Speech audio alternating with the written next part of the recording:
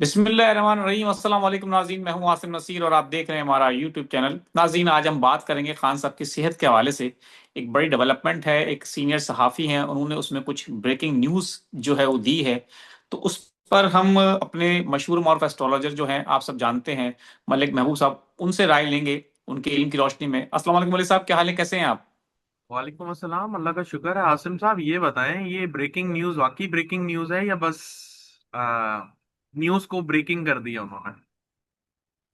मलिक साहब, आप जानते हैं पाकिस्तान की सियासत में इस वक्त, पाकिस्तान की सहाफत में दो धड़े हैं जो कि वाज़िह तौर पे सबको पता है। एक प्रो इमरान खान है और एक एंटी इमरान खान है। इमरान खान के जो नाकदीन हैं वो भी ये कहते हैं कि पाकिस्तान का कोई भी मसला हो, पाकिस्तान की सियासत में कोई भी ऐसी डेवलपमेंट हो या कोई भी इवेंट हो, वो खान साहब के जिक्र से खाली नहीं है। खान साहब को माइनस करने की भरपूर कोशिशें की गई।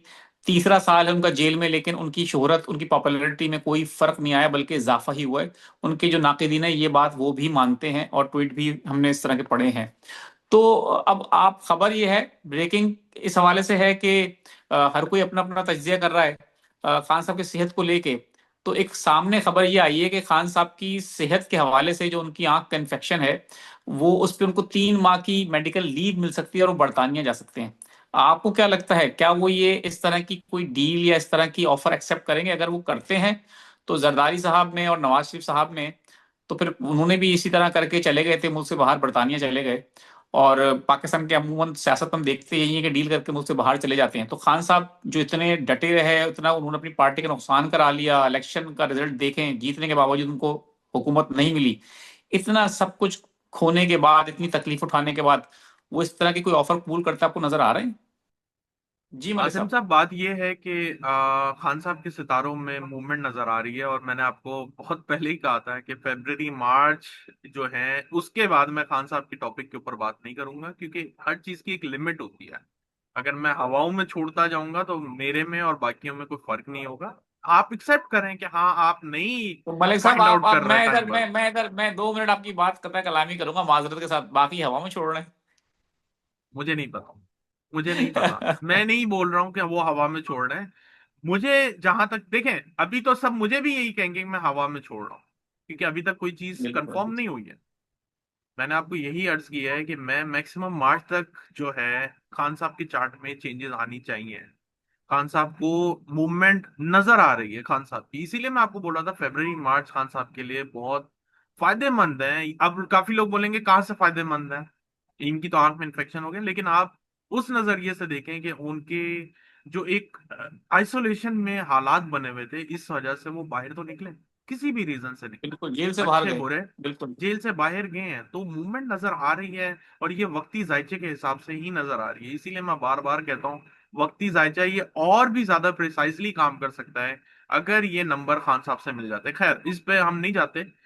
खान साहब के लिए ये महीना बड़ा ही इंपॉर्टेंट महीना होगा। मैं आपको पिछले वीलॉग में भी कह चुका हूँ। उसकी वजह सिर्फ और सिर्फ यही है कि एक तो इस महीने में एक जो इक्लिप्स लगेगा, ये ट्रिगरिंग पॉइंट होगा ही होगा, ये ट्रिगर करेगा इवेंट। आप ये याद रखिएगा।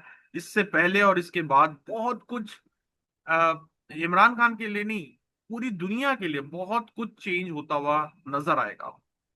ये बात मैंने आपको सितंबर में भी कही थी, और ये बात मैं अभी वापस आपको बता रहा हूँ कि फरवरी में वापस से पूरी दुनिया में बहुत हलचल आएगी, बहुत ज्यादा हलचल आएगी। तो इसलिए खान साहब के लिए ये चीजें नजर आ रही हैं कि वो अभी जेल में नहीं रहेंगे, वहां से मुंतकिल होने वाले हैं। अब जहां तक रही बाहर जाने की बात, मुझे नहीं लगता खान साहब बाहर जाएंगे। और ये बात आप याद रखिएगा, ये जो राहु प्लैनेट है, ये नॉर्मली दूर के ट्रेवल दिखाता है या फिर इन्फेक्शन दिखाता है, बहुत सारी चीजें दिखाता है राहु। एल्यूजन्स दिखाता है राहु, आपको ऐसी चीजें दिखाता है जो आपने ना देखी हो, जो आम लोगों को नजर ना आए, राहु वो भी दिखाता है। तो राहु का जब इन्फ्लुएंस आता है जुपिटर के ऊपर, तो इंसान या ये दुनिया बहुत बड़े बड़े एल्यूजन्स की तरफ जाती है। तो ये तो आप सिर्फ ये सोच रहे हैं कि खान साहब को ये लोग कहीं बाहर ले जाएं। अगर ये बाहर चले गए, मैं आपको बहुत क्लियरली बता रहा हूँ, तो फिर खान साहब का वापस यहाँ आना इतनी जल्दी नजर नहीं आता। ये जो आप 3 महीने की बात कर रहे हैं, ये फिर सही नहीं। तो मुझे लग नहीं रहा है कि खान साहब बाहर जाएंगे। अलबत्ता खान साहब जेल से बाहर या जेल से दूसरी मतलब जेल में चले जाएं या हाउस अरेस्ट में चले जाएं, इस चीज के बहुत ज्यादा चांसेस नजर आ रहे और इसके अलावा जो पाकिस्तान तहरीक इंसाफ ने 8 फरवरी की जो कॉल दे रखी है, मैं पहले भी उस पर आपसे कई दफा बात कर चुका हूं। अब दिन बहुत कम रह गए हैं, इसलिए मैं आपसे पूछना चाहता हूं कि आपको, क्योंकि आप डेली बेसिस पे रीडिंग करते हैं, पढ़ते हैं, तो आपको क्या नजर आ रहा है आने वाला वक्त जो है पाकिस्तान की सियासत में काफी कोई हलचल लेकर आ रहा है, या ये वक्त भी आराम से गुजर जाएगा? क्योंकि 8 फरवरी को पूरे पंजाब, लाहौर में खासतौर पर बसंत भी मनाई जा रही है। देखें बसंत एक ये जो है ना एक क्लैश की तरफ से नजर आ रहा है मुझे। बसंत वसंत का नहीं, वो नहीं है कि ये तो आपको जो है प्रैक्टिकल वर्ल्ड में ये जो हमारे ओकेजन्स हैं ये नजर आ रहा है।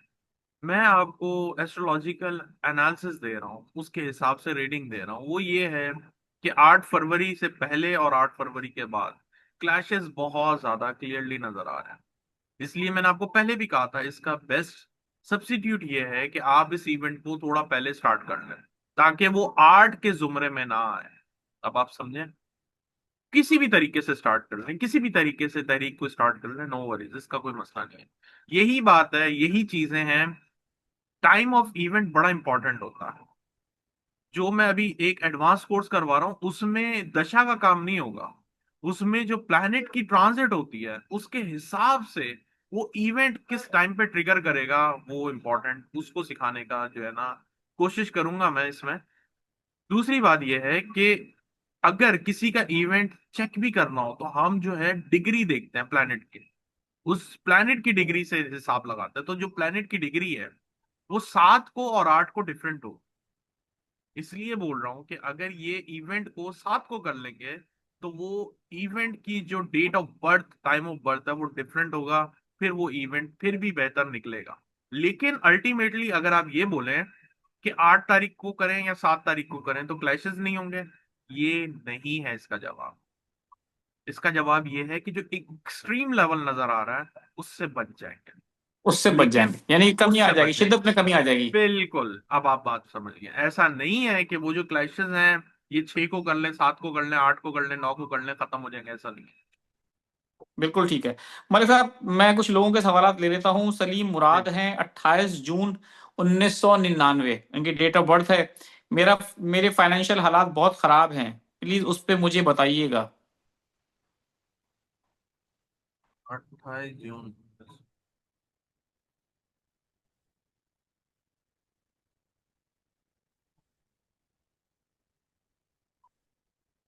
आप मेरे ख्याल से बाहर निकल जाए ज्यादा बेहतर रहेगा आपके लिए। मुदस्सिर इकबाल साहब हैं, 15 जनवरी 1994। वो कह रहे हैं कि रोजगार के सिलसिले में सऊदीया में हूँ। आपने पहले भी जवाब दिया था और कहा था कि हालात बेहतर होने में, वो कह रहे हैं कि थोड़ी देर है, लेकिन कितनी देर है वो ये पूछ रहे हैं।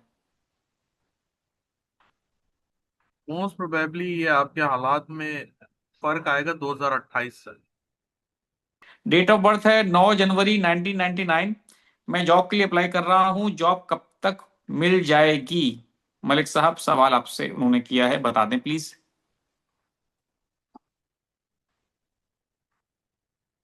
ये साल अच्छा है लेकिन थोड़े से क्लैशेस होंगे, मिल जाएगी आपको जॉब।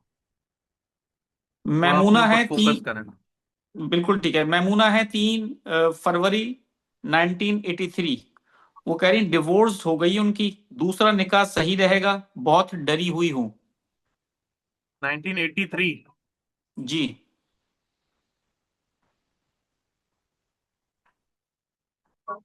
अगर थोड़ा सा रुक जाए तकरीबन 2027 के सेकेंड हाफ तक तो ज्यादा बेहतर है। 2027 तक वो आप कह रहे हैं बेहतर है। एक उसके सवाल आपके बाद लिए ले बेहतर है। लेते हैं। सानिया फिरदौस नाम है, 7/2/1991। पीएचडी की स्कॉलरशिप लग जाएगी कि नहीं? वैसे ये चीजें जायचे से पता चलेंगी। आपका लक बिल्कुल। तो अच्छा है, उम्मीद है, मुझे लग रहा है आपके ट्रैवल भी नजर आ रहा है। बिल्कुल ठीक है मलिक साहब, बहुत बहुत शुक्रिया हमें वक्त देने के लिए। नाज़रीन, यहाँ हमारे व्लॉग का वक्त खत्म हुआ। मुझे और मलिक महबूब साहब को दें इजाजत। आखिर में हमारा वही पैगाम है, मुस्कुराएं, प्यार बांटें और अपने आसपास के लोगों का रखें। अल्लाह हाफिज।